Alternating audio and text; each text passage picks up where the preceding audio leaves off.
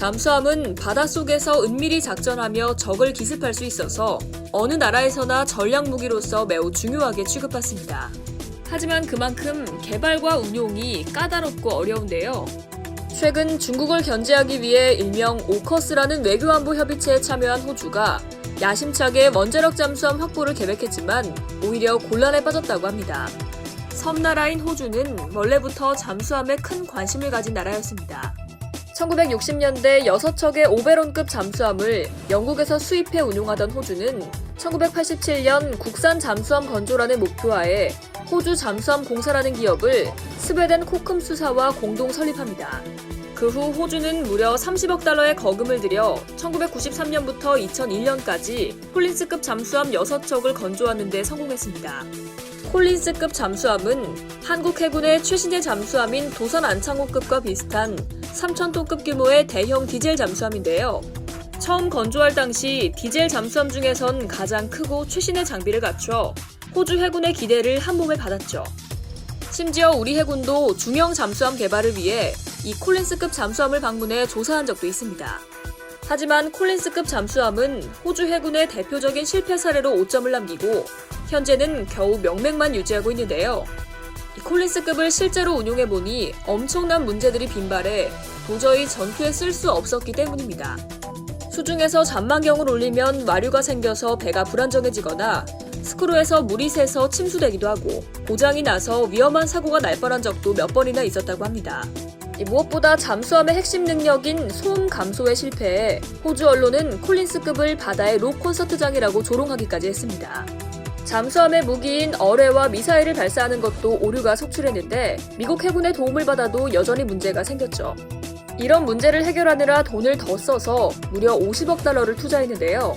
그럼에도 실패한 사업이라는 오명을 남기게 된 겁니다. 그러나 문제는 여기에서 끝나지 않았습니다. 호주는 콜린스급 잠수함을 앞으로 20년 더 사용해야 하는 사정에 놓이게 된 건데요. 그 내막은 이러합니다. 호주는 콜린스급에 대해서 회생 불가 판정을 내린 후 일본의 최신의 잠수함 소류급을 도입하기 위해 2014년부터 일본과 협의를 진행했습니다. 당시 호주와 일본의 총리였던 아베 신조와 토니 에버트는 잠수함 공동 설계 협상을 했고 일본의 호주 잠수함 수출이 거의 성사 직전까지 갔죠. 하지만 호주와 일본 정부가 이 잠수함을 호주의 잠수함 조선소인 ASC를 무시하고 일본에서 직접 도입하기로 하자 호주 노조와 산업계가 강력히 반발했고 이 과정에서 국방장관이 사임하고 토니 에버트 호주 총리도 인기가 떨어져 퇴진하는 사건이 벌어졌습니다.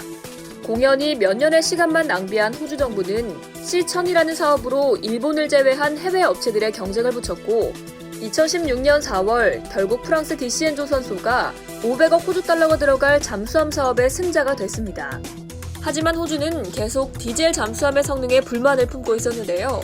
중국에 대응하기 위해 원자력 잠수함이 필요하다는 명목으로 오커스 동맹을 체결해서 미국의 묵인하에 영국과 원자력 잠수함을 건조하겠다는 게 현재 계획입니다. 그런데 호주는 아직도 잠수함을 자기 나라에서 건조하겠다는 야망을 버리지 못했나 봅니다.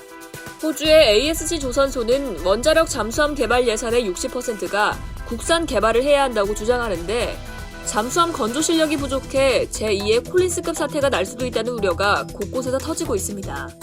호주가 국산 개발을 고집스럽게 유지하면 무려 2043년이 되어서야 원자력 잠수함을 확보할 수 있습니다. 그렇게 되면 문제가 많은 콜린스급 잠수함을 40년 이상 사용하게 될 수도 있어 호주 해군의 근심은 깊어져만 간다고 합니다. 비용도 전문가에 따라선 디젤 잠수함 구매 비용인 500억 호주 달러의 2배에 달할 수도 있다고 합니다. 이렇게 국내 방위산업 능력이 부족한 상태에서 무턱대고 원자력 잠수함을 건조하는 게 얼마나 무모한지 잘 드러나는 것 같은데요.